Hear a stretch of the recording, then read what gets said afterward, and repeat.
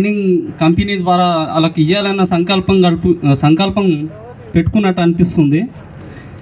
అంటే ముందస్తుగా సమాచారం అంటే మేము రిపోర్టర్లకి కనీసం ఒక 10 నిమిషాల ముందు 20 నిమిషాల ముందే తెలుసు మాకు.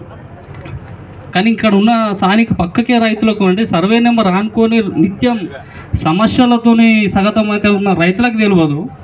కానీ అవసరమున్న హైదరాబాద్ నుంచి పక్కలో నుంచి తీసుకొచ్చి మేము కంపెనీ పెట్టండి, ఏదన్నా ఉంటే అంటే మీరు ఇక్కడ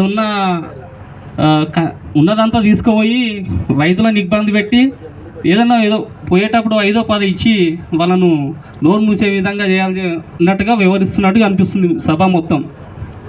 కానీ నా అభిప్రాయం ఏంటంటే ఇక్కడ మైనింగ్ ఏర్పాటు చేస్తే వచ్చే 10 రూపాయలు ఇచ్చేదానికన్నా లక్ష రూపాయలు నష్టపోతారు రైతు ఇక్కడ.